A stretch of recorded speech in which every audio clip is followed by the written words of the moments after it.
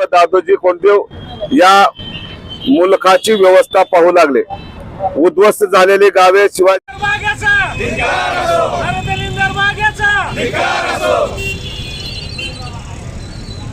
देशमुख वगैरे जमीनदाराकडे असे, त्यामुळे सर्व रयत या मिराजदारांच्या ताब्यात असे। त्यास वाटेल तसा तो रयतेकडून जमिनीचा वसूल त्याने करावा असे सरकारी अधिकारी। आंदोलन करण्यात आलं, आज धाराशिव येथे शिवप्रेमींच्या वतीने निषेध मोर्चा करण्यात आलेला आहे। या मोर्चाचा उद्देश असा होता की मागील 2 वर्षापासून सातत्याने छत्रपती शिवाजी महाराज, छत्रपती संभाजी महाराज, मासाहेब जिजाऊ असतील, ताराराणी साहेब असतील यांच्यावर अपमानकारक काही ना काही टिप्पणी करायची आणि त्याच्यामधून स्वार्थ साधून घ्यायचा काही लोकांनी ठरवून केलेलं आहे षडयंत्र। याच्यामध्ये पाटील मागच्या काळामध्ये सोलापूरकर असेल, तो तिरटकर असेल, त्यात छिंदम असेल, तो कोशिर्या असेल, त्याच्यानंतर आताचा हा बागेश्वर महाराज असेल, सातत्याने ही RSSची टीम छत्रपती शिवरायांना टार्गेट करत आहे। यांचा उद्देश काय नेमकं समजत नाही। महाराष्ट्रामध्ये यांना दंगल घडवायची का महाराष्ट्र त्यांना अस्थिर करायचा आहे। पण याच्या मग यांनी लक्षात ठेवावं, शिवप्रेमी यांच्या कुठल्याही गोष्टीला बळी पडणार नाहीत आणि छत्रपती शिवरायांचं कार्य यांच्या सांगण्यामुळे कुठं कमी होणार नाही। छत्रपतींची तुलना कोणाशीही केली जाते, उघडे नागोबा बाबाशी कुठलीही तुलना केली जाते, त्याला गुरु मानलं जातं। काय केलं जातं तर काल तर त्या नालायक माणसानं हद्दच पार केली की छत्रपती शिवरायांनी स्वतःच लढाया मी हारलोय, आता थांबलोय, आता थकलोय मी आणि माझं विश्वस्त्र मी तुमच्या हावतीन करतो, की असं कुठलंही विधान आजच्या कुठल्याही इतिहासामध्ये नव्हतं। मात्र जाणीवपूर्वक हे घडवलं जात आहे आणि याच्यामध्ये सरकार समोर असताना, स्वतः मुख्यमंत्री समोर असताना, स्वतः नितीन गडकरी समोर असताना ते वक्तव्य करतो, याच्यावर कारवाई का केली नाही। आमची सगळी शिवप्रेमींची एकच इच्छा आहे, ह्या हरामखोरावर ताबडतोब देशद्रोहाचा गुन्हा दाखल झाला पाहिजे, अन्यथा महाराष्ट्रामध्ये इतकं मोठा उद्रेक होईल। आणि तुम्हाला सर्वांना सांगू इच्छितो की धाराशिवच्या वतीनं ह्या जो बागेश्वर महाराज आहे याला जो 2 कोल्हापुरी चप्पल जो मारल त्याला 1,51,000 बक्षीस ह्या धाराशिवच्या वतीने जाहीर करतो मी आज।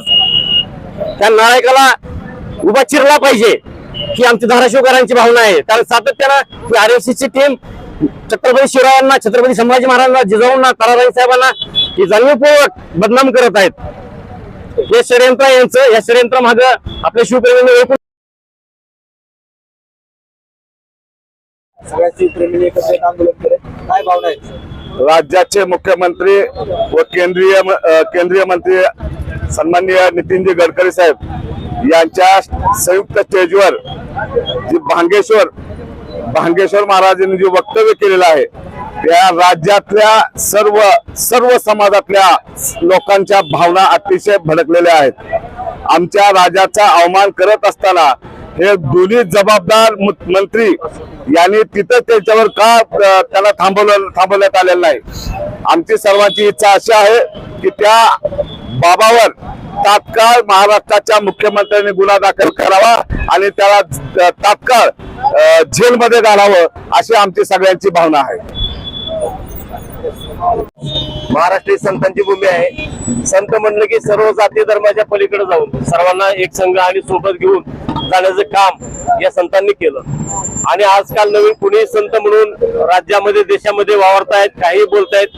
काल परवा ते नागपूरच्या कार्यक्रमामध्ये धीरेंद्र दरिंदर शास्त्री ज्याने छत्रपती शिवाजी महाराज यांचे गुरु रामदास आहेत आणि जे काही वक्तव्य केलं त्याचा आम्ही या ठिकाणी जाहीर निषेध करण्यासाठी जमलेलो आहोत। सर्वात महत्वाचं म्हणजे 16व्या शतकाच्या नंतर अनेक वेळा छत्रपती शिवाजी महाराजांचे गुरु रामदास कसे होतात हे सिद्ध करण्याचा आटोकाट प्रयत्न झाला, पण त्यावेळेस तो हाणून पाडण्यात आला आणि ते कोर्टातही सिद्ध झालं की ते समकालीन नाहीत आणि ते त्यांचे गुरुही नव्हते।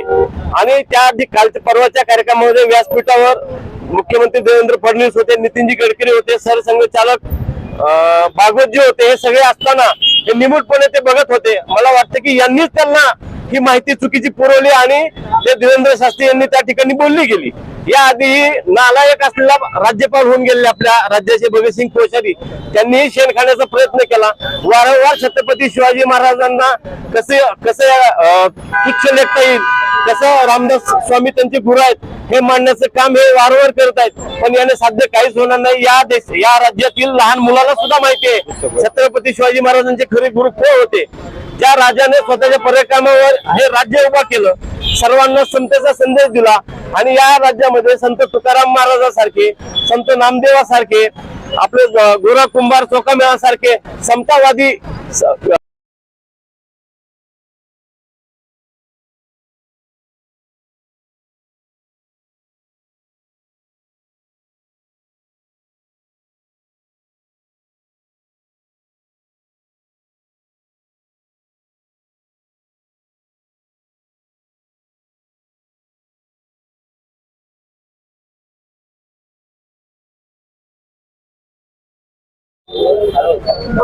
जय जिजाऊ. आज धाराशिव मध्ये समस्त शिवभक्तांच्या वतीनं छत्रपती शिवाजी महाराजांविषयी जो अपमानजनक वक्तव्य केलेले आहे बागेश्वर महाराज या बुवानं, तर त्या वक्तव्याचा निषेध म्हणून आम्ही सर्व शिवभक्त जमलेलो आहोत. खरं पाहता ह्या मागच्या 2 वर्षापासून जे चाललेलं आहे महाराष्ट्रामध्ये जातीय दंगली वाढवण्यासाठी असं चिथावणीखोर भाषण करायचं किंवा एखादा मुद्दा घेऊन एखादा धर्माच्या भावना भडकवायचा, असं हे काम भाजप आणि त्याच्या संबंधित RSS चालवलं आहे. तर त्यांचा हा डाव महाराष्ट्रातली जनता सुज्ञ आहे, तो डाव हाणून पाडत आहे.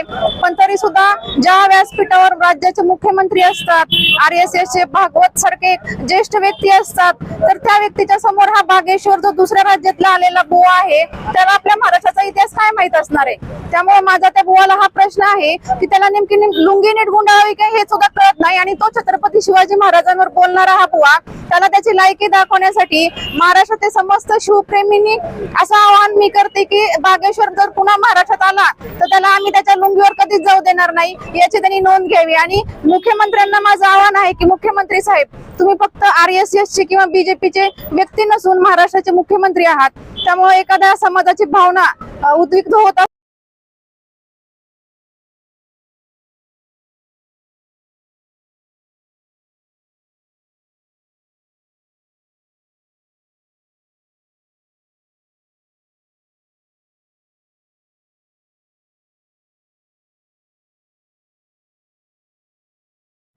जय शिवराय.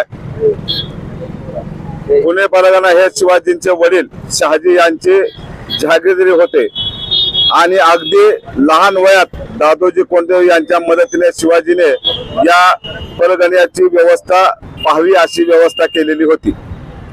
हा परगणा मोगल व आदिलशाही यांच्या सरहद्दीवरील प्रदेश होता. या प्रदेशात वारंवार एकमेकांच्या स्वाऱ्या होत, आक्रमणे होत, शहरे व गावे भस्मसात होत, वस्त्या उजाड होत, सभासद बखर म्हणून प्रसिद्ध